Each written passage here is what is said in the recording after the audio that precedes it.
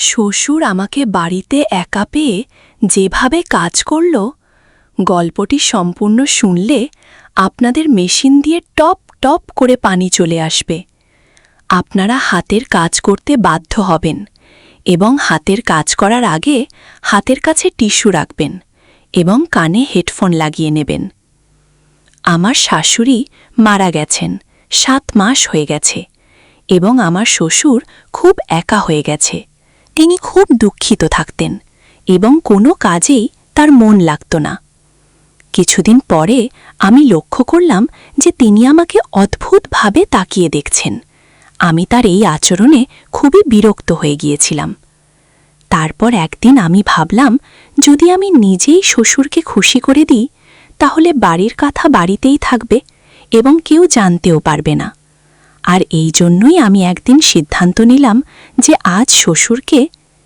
Hello বন্ধুরা, আজকের এই হার্ডকোর গল্পে আপনাদের সবাইকে স্বাগতম।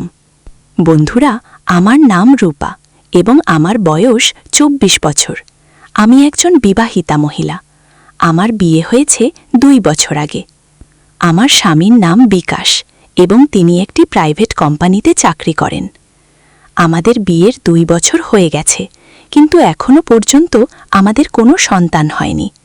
আমাদের পরিবারে আমি, আমার স্বামী এবং আমার শ্বশুর থাকি। আমরা সবাই আমাদের জীবন নিয়ে খুব খুশি ছিলাম এবং সবাই একে অপরের সাথে খুব হাসি খুশি করে থাকতাম। কিন্তু হঠাৎ করে আমাদের খুশির উপর কারো খারাপ নজর লেগে গেল। আসল ঘটনা হলো, আমার শাশুড়ি একদিন মারা গেলেন, যার কারণে আমাদের পুরো বাড়িতে শোকের ছায়া নেমে এলো। শাশুড়ির মৃত্যুর পর আমরা সবাই ভেতর থেকে ভেঙে পড়েছিলাম। আমাদের উপর যেন দুঃখের পাহাড় ভেঙে পড়ল। শাশুড়ির মৃত্যুর পর আমার শ্বশুর খুব বেশি দুঃখিত হয়ে করতেন। যখনই আমি শ্বশুরকে দেখতাম, তিনি একা বসে বসে কাঁদতেন এবং শাশুড়িকে স্মরণ করতেন। আমি এবং আমার স্বামী শ্বশুরের এই অবস্থা দেখে খুবই দুঃখ পেতাম। আমরা ভাবতাম, যদি শাশুড়ি বেঁচে থাকতেন তাহলে শ্বশুরের এমন অবস্থা হতো না। আমি এবং বিকাশ তাকে অনেক বুঝিয়েছিলাম যে আপনি এমন করবেন না, আপনি বাড়ির বড় মানুষ, আপনি যদি ভেঙে পড়েন তাহলে আমাদের কি হবে। আমাদের বোঝানোর কিছু সময় পর তিনি ঠিক থাকতেন, কিন্তু একা হলে আবার আগের হয়ে যেতেন। এইভাবে 7 মাস কেটে গেল, কিন্তু শ্বশুরের পক্ষে তার স্ত্রীকে ভুলে যাওয়া খুবই কঠিন মনে হচ্ছিল। তারপর কিছু সময়ের জন্য আমরা শ্বশুরকে আমাদের পাটনায় থাকা ননদের কাছে পাঠিয়ে দিলাম। ডাক্তাররা সবসময় বলেন, যদি আমরা ঘটনাস্থল থেকে দূরে চলে যাই তাহলে ঘটে যাওয়া ঘটনা কিছু সময়ের জন্য ভুলে যেতে পারি। আমার শ্বশুর প্রায় 3 মাস পাটনা ছিলেন, কিন্তু যখন তিনি ফিরে এলেন তখনও আমরা তার মধ্যে কোনো পরিবর্তন দেখতে পেলাম না। তার মধ্যে তেমন কোনো পরিবর্তন আসেনি, তবে আমি তার আচরণে একটি অদ্ভুত জিনিস লক্ষ্য করলাম। আমি দেখলাম যে তিনি প্রায়ই আমার দিকে তাকিয়ে থাকেন বা কখনো কখনো আমাকে স্পর্শ করারও চেষ্টা করেন।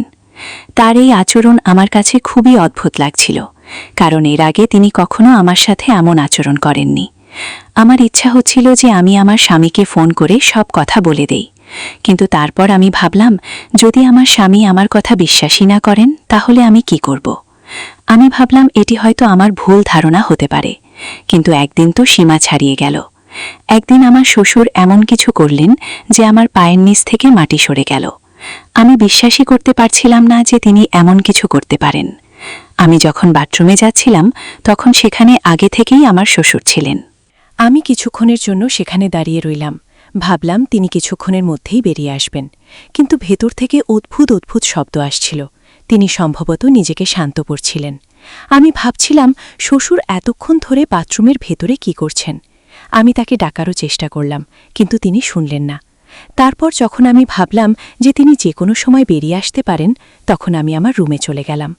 প্রথমে আমার মনে হলো যে এই পুরো ঘটনা আমার স্বামীকে বলে দিই, কিন্তু আবার আমার মনে হলো যে যদি তিনি আমার কথা বিশ্বাসই না করেন তাহলে আমি কি করব। এই ভেবে আমি সারা রাত জেগে রইলাম এবং আমার ঘুমই হলো না। আমি ভেতর থেকে খুবই বিরক্ত ছিলাম, কারণ এতদিন ধরে যা কিছু ঘটছিল তা খুবই অদ্ভুত ছিল। রাতে যখন আমার স্বামী কাজ থেকে বাড়ি ফিরলেন তখন তিনি আমাকে আদর করতে চাইলেন, কিন্তু আমি বললাম যে আজ আমার মেজাজ নেই। এত বলে আমি তার দিকে পিঠ ফিরে শুয়ে পড়লাম। আমার পুরো রাত জেগে কেটে গেল। পরের দিন আমার স্বামীকে শহরের বাইরে কোনো কাজে যেতে হয়েছিল। তিনি 1 সপ্তাহের জন্য একটি মিটিংয়ে যাচ্ছিলেন। আমি তার ব্যাগ গুছিয়ে দিলাম এবং তার টিফিনও তৈরি করে দিলাম। কিছুক্ষণ পর আমার স্বামী তার কাজে চলে গেলেন। এখন বাড়িতে শুধু আমি এবং শ্বশুর ছিলেন। আমি ভয়ে কাঁপছিলাম। আমার প্রতিটি মুহূর্ত যেন শতাব্দীর মতো কাটছিল। সারাদিন ঘরের কাজ করেছি এবং সব কাজ শেষ করে আমার রুমে চলে এসেছি। গতরাতে ঘুম না আসার কারণে এখন ঘুম আমাকে ঘিরে ধরতে শুরু করেছে। ঘুমের চাপে আমার চোখ নিজে থেকেই বন্ধ হয়ে যাচ্ছিল। দিনের ৩ বাজছিল। আমি টেরই পাইনি কখন আমার চোখ বন্ধ হয়ে গেল এবং আমি গভীর ঘুমে চলে গেলাম। আমি সাধারণত শাড়ি পরি, কিন্তু কয়েকদিন ধরে বেশি গরমের কারণে আমি সালোয়ার কামিজ পরছিলাম। আমার পুরো শরীর ঘামে ভিজে গিয়েছিল এবং আমি আমার ঘরে গিয়ে পাখার নিচে শুয়ে পড়েছিলাম। প্রায় ১ ঘন্টা পরে আমি অনুভব করলাম কেউ আমাকে অদ্ভুতভাবে হাত দিচ্ছে। প্রথমে আমি ভেবেছিলাম হয়তো আমি স্বপ্ন দেখছি এবং স্বপ্নে আমি আমার স্বামীর সাথে আছি। কিন্তু তারপর আমি হঠাৎ করে আতঙ্কে উঠে বসলাম এবং আমার কাপড় ঠিক করতে লাগলাম। আমি দেখলাম আমার শ্বশুরজি আমার পাশে বসে আছেন। আমি তাকে দেখে চমকে গেলাম। আমি তাকে জিজ্ঞাসা করলাম, কি হয়েছে বাবুজি, আপনার আমার সাথে কোনো কাজ ছিল? শ্বশুরজি বললেন, বউ, আমার চা খাওয়ার ইচ্ছা করছে। আমি তোমাকে অনেকবার ডাক দিয়েছি, কিন্তু সম্ভবত তুমি শুনতে পাওনি, তাই আমি নিজেই তোমার ঘরে চলে এসেছি। এখানে এসে দেখলাম তুমি শান্তিতে ঘুমিয়ে আছো, তাই ভেবেছি ঘুমন্ত বুকে কেন জাগাবো, আমি নিজেই চা বানিয়ে নেব। কিন্তু এর মধ্যেই তুমি জেগে উঠলে। এই কথাগুলোতে শ্বশুরজি তার সাফাই দিলেন। তখন আমি তাড়াতাড়ি বিছানা থেকে নিচে নেমে এলাম। আমার বুক জোরে জোরে ধরফট করছিল। আমি আমার চুনরি মাথায় টেনে নিয়ে বললাম, বাবুজি, আপনি আপনার ঘরে যান, আমি এখানেই চা নিয়ে আসছি। আমার এতটা বলার পরেই তার মন ভেঙে গিয়েছিল। তারপর তিনি তার ঘরে চলে গেলেন। প্রায় ১০ মিনিট পরে আমি তার ঘরে ১ কাপ চা নিয়ে গেলাম। আমি তার ঘরে গিয়ে দেখলাম শ্বশুরজি তার ঘরে বসে কাঁদছেন। আমি জিজ্ঞাসা করলাম, কি হয়েছে বাবুজি, আপনি কাঁদছেন কেন? কোনো সমস্যা আছে? যদি আপনার অসুস্থতা হয় তবে আমি এক্ষুনি ডাক্তারকে ফোন করে দিই। তিনি বললেন, না বউ, এমন কিছু নয়। আজ শুধু তোমার শাশুড়ির খুব মনে পড়ছে। আজ তার খুব অভাব অনুভব করছি। যেদিন থেকে সে চলে গেছে সেদিন থেকে আমি বুঝতে পারছি না কাকে আমার মনের কথা বলবো। আমিও একজন মানুষ, আমারও কিছু ইচ্ছা আছে। আমারও ইচ্ছা হয় আমি আমার মনের সব কথা কাউকে বলি। এখন আমি আর শিশু ছিলাম না যে আমি তার ইশারাকে বুঝতে পারব না। আমি বুঝতে পারছিলাম তিনি কি বিষয়ে কথা বলছেন। তবু আমি তার কাছে গিয়ে বললাম, বাবুজি, আপনি চিন্তা করবেন না, সব ঠিক হয়ে যাবে। আর যদি আপনার কোনো কথা বলার থাকে তবে আপনি আমার সাথে বলতে পারেন। আমি তো আছি আপনার সাথে। আমি এতটা বলার পরেই তিনি আমাকে জড়িয়ে ধরে কাঁদতে লাগলেন। আমার খুব অদ্ভুত লাগছিল এবং আমার মনে নানা রকম চিন্তা আসছিল। তবু আমি তার উপর খুব দয়া অনুভব করছিলাম। আর শ্বশুরজির বয়সও এত বেশি হয়ে গিয়েছিল যে আমরা তার দ্বিতীয় বিয়ে দিতে পারতাম না। যদি আমরা তার দ্বিতীয় বিয়ে দিতাম তাহলে আমরা কারো মুখ দেখানোর মতো থাকতাম না। সমাজ আমাদের ত্যাগ করে দিত। এর চেয়ে বরং বাড়িতেই এই সমস্যার কোনো সমাধান খুঁজে বের করা ভালো।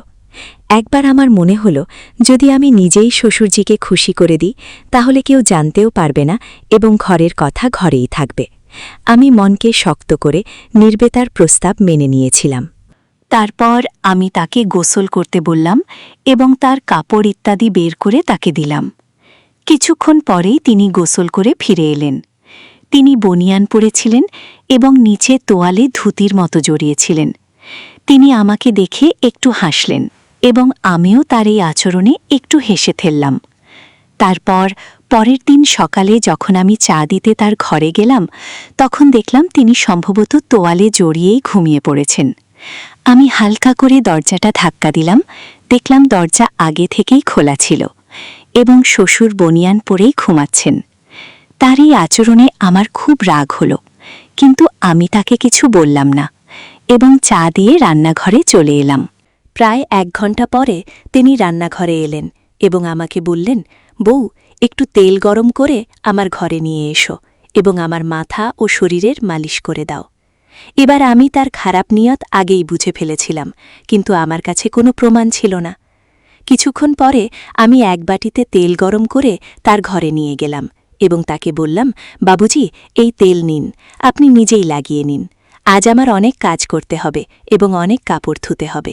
এনু বললেন, বউ, মাথায় তো আমি নিজেই লাগিয়ে নেব, কিন্তু পিঠে আমার হাত পৌঁছাবে না, তাই পিঠের মালিশ তুমিই করে দাও। এত বলেই তিনি তার বিছানায় পেটের ওপর ভর দিয়ে শুয়ে পড়লেন। আমার আজ সকাল থেকেই তার উপর খুব রাগ হচ্ছিল, কিন্তু তবুও আমি তার পিঠের মালিশ করতে লাগলাম। প্রায় 10 মিনিট পরে তিনি পাশ বদল করে বললেন, বউ, তোমার হাত তো তেলেই খারাপ হয়ে গেছে, একটু পেটেরও মালিশ করে দাও। আমি না চাইলেও তার সব কথা মানতে লাগলাম এবং আমার 2টি হাত দিয়ে। তার মা গো, আমি ভাবছিলাম যদি আজ শাশুড়ি মা বেঁচে থাকতেন তাহলে আমাকে এসব করতে হতো না।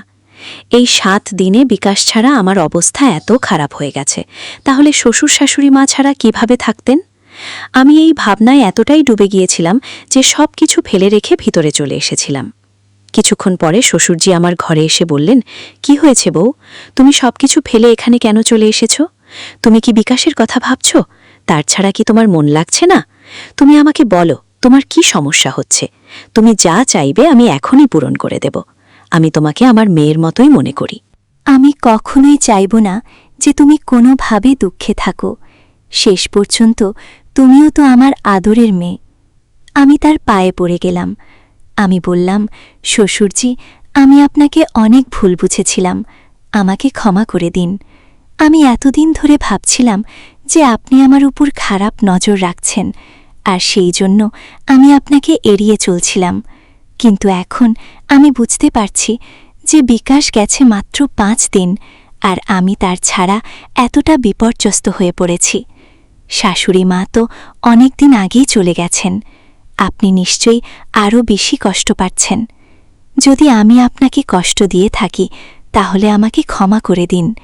এখন থেকে আমি আপনার সব রকমের দেখাশোনা করব এবং আপনার মেয়ে হয়ে থাকব। তাহলে বন্ধুরা, আপনাদের এই গল্পটি কেমন লাগলো কমেন্ট করে অবশ্যই জানাবেন। যদি গল্পটি পছন্দ হয় তাহলে লাইক করুন এবং বন্ধুদের সাথে শেয়ার করুন। আরও এমন রোমাঞ্চকর গল্পের জন্য আমাদের চ্যানেল সাবস্ক্রাইব করুন এবং বেল আইকন টিপতে ভুলবেন না। আবার দেখা হবে অন্য কোনো মজার গল্প নিয়ে। ততক্ষণ পর্যন্ত বিদায়।